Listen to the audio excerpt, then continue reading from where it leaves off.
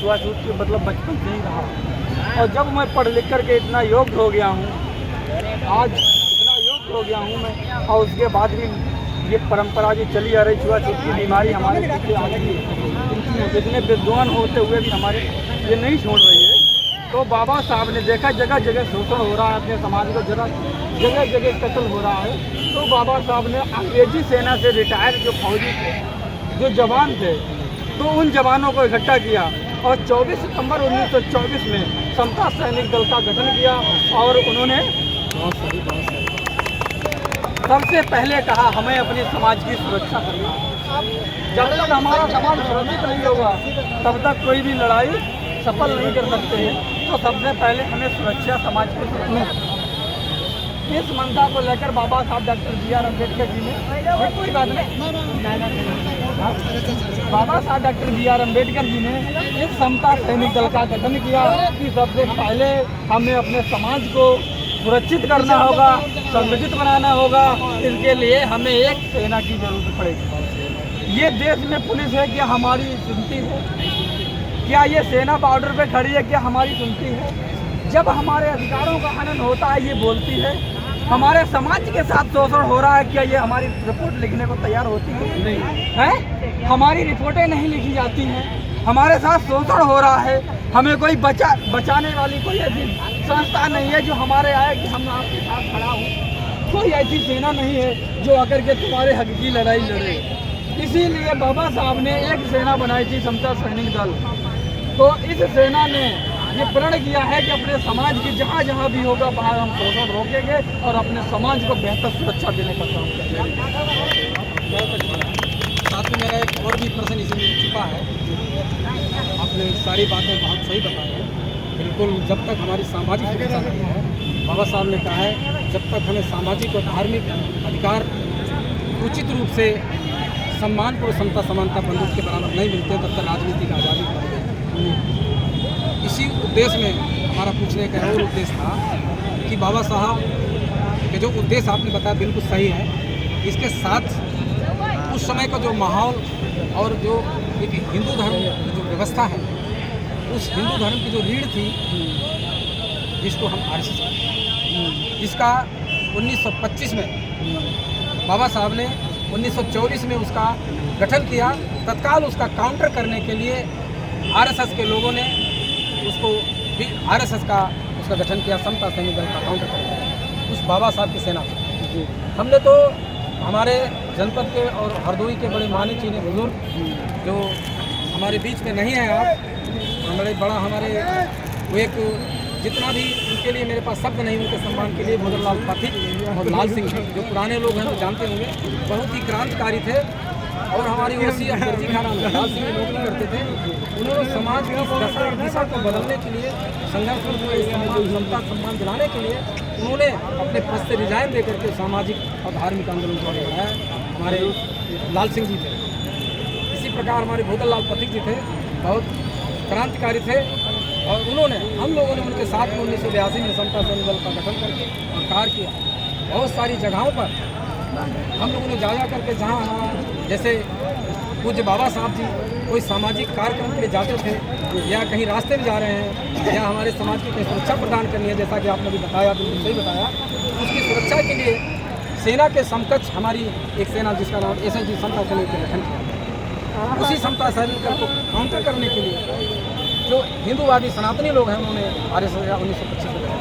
जी, तो मेरा यही पूछने का मकसद था कि बाबा साहब का उद्देश्य क्या था इस SSG का गठन। आपको बहुत सही बताया, आपको बहुत सही आपको साधुवाद है। और आप जैसे बच्चों की जरूरत है और आगे बढ़ते रहिए और सही से मोटिवेशन करिए। बहुत मोटिवेशन बढ़िया है। मैं BVF के लोगों के बड़े लोगों को बुला के पूछते हैं, मेरा पूछना कहीं पर सकता। अभी BVF के किसी आदमी बुलाओ तो उनसे पूछूंगा करो हो देखो कोई BVF दिखाई पड़ रहा हो। तो जो आपने बहुत गरिमापूर्ण उत्तर दिया है, बड़ा अच्छा दिया है। इसी हमको पहले इतिहास पढ़ना चाहिए। हमें अपने पूर्वजों के इतिहास से एक किताब नहीं पढ़ी है और भारत के इतिहास के पन्ने पढ़ रहे हैं, ऐसे हमारे समाज को और तर्क करते हैं। हमने अभी मानिए हमारे देश के प्रधानमंत्री जी को मैंने व्हाट्सएप पर लिखा है और सोशल मीडिया पे और फेसबुक लिखा है हमारी मेरठ की घटना और तमाम ऐसी घटनाएं, उन घटनाओं पर मैंने प्रधानमंत्री जी को लिखा मैंने कहा कि आप भारत से जाकर के दुनिया में विदेशों में जब जाते हैं तो बुद्ध की बात करते हैं, बुद्ध के देश से आए हैं। यहाँ बुद्ध के अनुयायियों को, बुद्ध के पंचशील झंडों को, जिससे हमारे जवाहरलाल नेहरू ने भारत और चीन का जो पंचशील समझौता था उसके आधार पर उन्होंने समझौता भारत में किया। और हमारे बौद्ध भिक्षुओं को जो विदेश से आते हैं, जो मेरठ में हमारे बौद्ध भिक्षु थे, उनका अपमान किया, मारा, उनका हाथ तोड़ दिया और पंचशील झंडे को पैरों तले कुचला। उस पर मैंने माननीय प्रधानमंत्री नरेंद्र मोदी के एक लेख भी लिखा था। तो आप जैसे बच्चों की जरूरत है, अपने जितने भी ग्रुप में मैंने इस बच्चे, आपका क्या नाम बताया?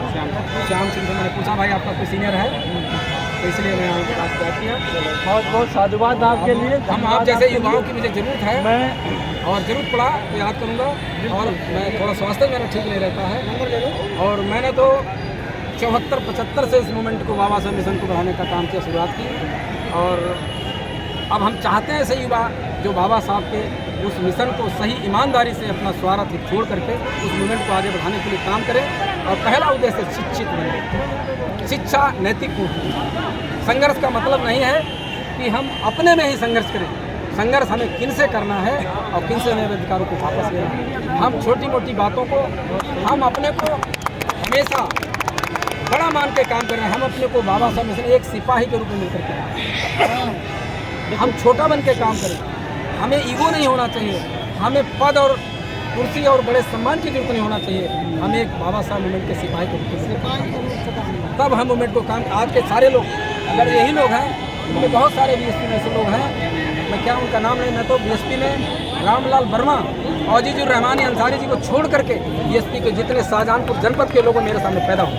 मेरा मतलब पार्टी में 1978 में भरपूर काम करने लगा था, और 84 में तो मुंबई में हमारे बहुत सारे जो पूरे भारत से लोग हैं, लाठीचार्ज हुआ, कितने जख्मी, कितने अपमान था। तो आपको कोई क्वेश्चन और भी हो पूछ सकते हैं हमसे? नहीं, ये मेन प्रश्न ही है कि ये बहुत सही बात है, इसी पर आधारित, इसी के दाएं में सारे क्वेश्चन हैं जो आपने जिसका उत्तर दिया है। अगर इस बात को हम समझ लेंगे कि बाबा साहब ने एसएसबी का समता सैनिक को क्यों ढंग किया, उसका उद्देश्य क्या था, आपने बिल्कुल सही बताया है। उद्देश्य के साथ हमको ये मान के चलना चाहिए, हम एक कार्यकर्ता हैं और एक बहुत छोटे से। अगर मैं पद लेता तो पता नहीं तक कितने पदों में सुदूर होता, लेकिन हमारे क्षेत्र में लोग सब जानते हैं। लेकिन चार्टकारों ने हमारे मूवमेंट को, बाबा साहब मिशन को निजी स्वार्थों को, तो मैं अधिक न कह करके हमारी आप सबके लिए शुभकामना है। ईमानदारी से, निस्वार्थ भावनाओं से समाज के लिए आप लोग काम करिए और आगे बढ़ते रहिए, जरूर समाज के लिए। सर ऐसा है कि जब मैंने समता सैनिक दल को गठन यहाँ से आकर के हमने टीम बनाना शुरू की, तो लोगों ने, नेताजी तो मुझे लोगों ने तोड़ने की बहुत कोशिश कि आपको ये पद दे देंगे, आपको वो पद दे देंगे ना। तो हमने कहा यहाँ पर मुझे क्या दे दो, जो मुझे दिया है बाबा साहब ने दिया है, उनसे बढ़कर के आपने अधिकार दिए हैं, ये सम्मान दिया है। आज कपड़े पहन के, इतनी अच्छी वर्दी पहन के, इतने महंगे जूते पहन के आज जो मैं समाज में चल रहा हूँ, ये मेरे परम पूज्य बोधिसत्व बाबा साहब डॉक्टर B.R. अम्बेडकर जी की बदौलत है। और आप मुझे क्या दे देंगे सर, जब हमारे समाज को इन रूढ़ी परंपराओं ने कष्ट में मतलब जो घेर लिया था, तब आपने उन्हें पद नहीं दिया, और आज तुम हमारे आकर के कह रहे हो मुझे पद दे देंगे।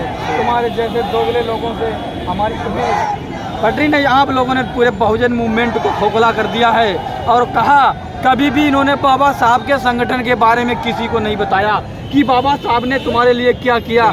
क्या कभी ये बहुजन मूवमेंट को जो चल रहे हैं, उन्होंने सबसे कहा कि आओ मेरे झंडे के नीचे